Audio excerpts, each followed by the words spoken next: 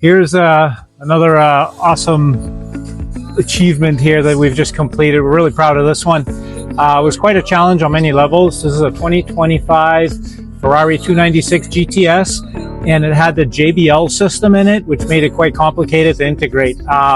Plus, there was very little information on this vehicle online, so we had to figure everything out ourselves. So Fernando, who handled the majority of the hard stuff, did a fabulous job. What we did is we used a NavTV Zen. They happened to just come out on time with it. That's probably the very first one to integrate the fiber optic system and give us an analog out. The factory amps are up underneath the dash. It's a pretty ginormous amp. We took that out and we hid two Mosconi Pico amps, one with a DSP built in and the other one sub amp to power the subwoofer inside the footwell, which we like to do. That's an Illusion 10-inch carbon, and it's downfiring. There's a fuse box and a battery behind it.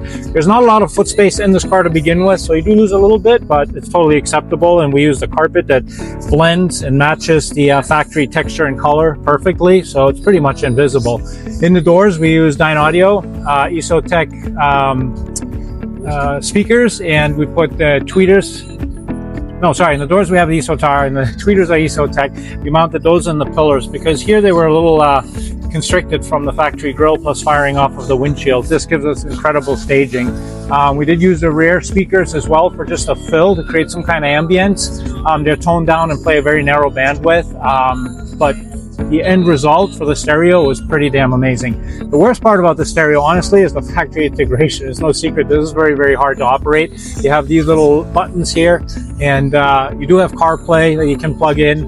But yeah, it took a little bit of time just to figure out how to use it. All right, so keep going. The radar is an Escort or Redline CI, and it's got a total of 3 sensors in the front. Now this was challenging as well. This is plastic or composite. This is all factory. This is the factory radar, and these are the factory park distance sensors, which arguably are not the best looking thing, but ultimately you have no place to mount other sensors. So Fernando created these amazing, I think they just look fabulous, sensors for the laser jammers, and integrated them, pretty much sandwiched them into the factory grille. I'd argue that they look better than the factory parking sensors. So there's another park sensor. This is aftermarket. This is factory. This is aftermarket. This is factory. This is factory. This is factory, factory, and aftermarket. So the radar is mounted behind the plastic. So that's you know, hidden behind there. And then in the back is a similar concept where we integrated the receiving and the transmitting sensors. Fernando made these things that mount onto the sides of the license plate and kind of just tuck up underneath there. And quite a bit of a challenge to do the radar in this car, just because you got to run wires to all corners, and if you ever worked on Ferraris, they are challenging. But anyway, excellent execution. And when you step back to the inside,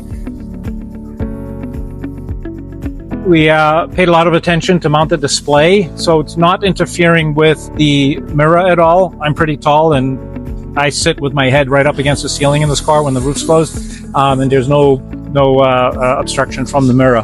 So that's the display basically. It's in the line of sight, and this is the actual control unit, which is angled the same as the dash. There's no holes drilled or into this area. It's basically pressure fit inside there, and that'll control the whole radar detector. And I think that's about it.